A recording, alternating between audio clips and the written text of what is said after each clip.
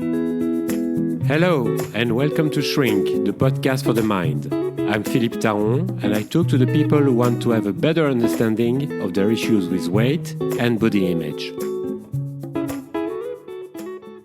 Tell me what you don't like about yourself.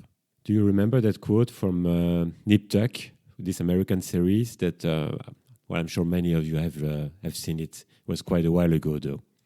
I don't ask that to my clients when I see them for the first time, but I do ask them how much weight they want to lose. And I think it's very interesting for me to know what they've got in mind in terms of weight loss and what their healthy weight is. My next question is usually, when was the last time you had that weight? And what makes you feel like it's right for you now? It might be they got to that number because that's how much a friend weighs. Or maybe it's the weight they had when they were in their 20s. But that was 30 years ago sometimes.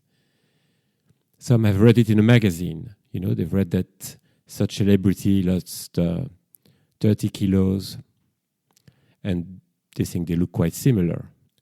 Of course, I don't judge anyone or tell them that it doesn't make any sense.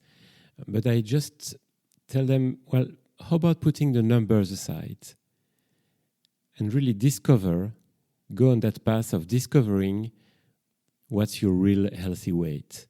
The weight that you feel good with, the weight that fits your lifestyle, which will probably be the weight that they will be able to keep for the rest of their life without dieting or anything like that. And that's an amazing perspective. Still, many of us have a conflictual relationship with our body, or parts of our body anyway. And that's likely not to change much, in fact, even once you've lost the weight you want to lose. So what's at stake, really? What are we looking for? Why do we focus so much on our weight, on the shape of our body? Well, that's really interesting. Well, I find it interesting because that's my job, maybe. But still, it is interesting. And of course, we want to be healthy. I mean, I want to be healthy as well. But in most cases, it's not about being healthy. It's about looking good. It's about looking strong, slim, young. And fundamentally, there is nothing wrong with that, except when it doesn't fit with our lifestyle, except when it doesn't fit with our age. It's like we're completely disconnected from who we are in our brain and who we think we should be in terms of body shape. And then starts the conflict between our brain and our body. And of course, they both lose because it's us. It's about us. We cannot be disconnected from one or the other.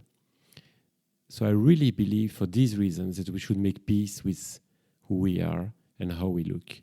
And by making peace, I'm not saying we should accept the extra weight. We can work on this. We can try and understand how we got there and how we can change things. But we won't change anything as long as we're at war with ourselves. It's not going to happen. We will always lose. And we know that. I mean, many of us have done diets since they were, kids sometimes. It's tough. It's draining. And it has such a toxic effect on our self-esteem. A terrible one. And it sometimes makes me angry. Yes, angry because whatever you can tell some people, you can tell them you look good and sometimes we're talking about some people who are, have good values, who are doing good things for the community, who are good parents or good students, whatever their age. Still, they will only see themselves as failures and they will only see themselves through the scope of their body, which in their eyes is wrong. And it's part of their narrative. They will talk about their shirt being too tight. They will talk about how much food they had at the previous meal. They will talk about the diet, which they should start. Another one, a new one, which, by the way, is very boring for the friends and families because they've heard it so many times before, of course. It's in their mind from the minute they wake up until the minute they fall asleep, for many of them. And, even if, when they wake up at night, because eventually they have to go to the loo, they will again check their body. It will be there even in the middle of the night.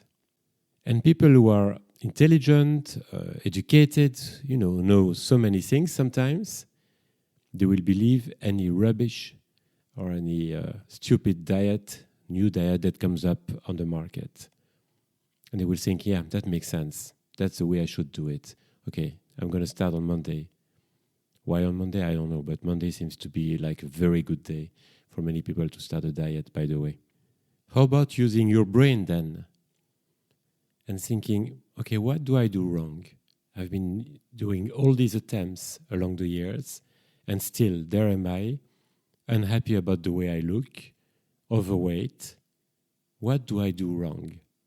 In fact, it should be easy for you to lose weight. I mean, on paper, it's about eating less most of the time and healthier food.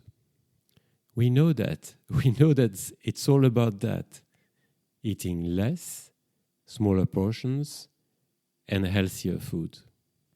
Because yes, most of us eat too much. We do eat too much at most of our meals.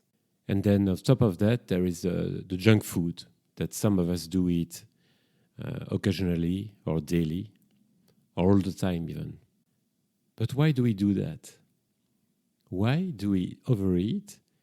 Why do we eat food which is not doing us any good?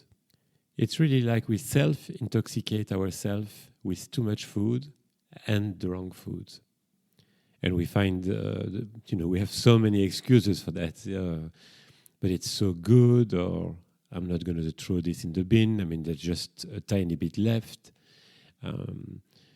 I couldn't refuse eating this. I mean, it was given to me by my colleague or by my daughter or by my son or whoever.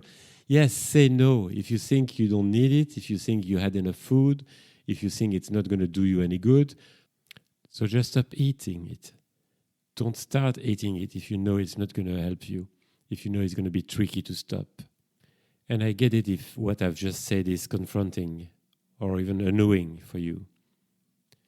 It's habits that we have been repeating for years and years. So it's tough to change. Again, I don't want to make it sound like it's easy, but it makes so much sense.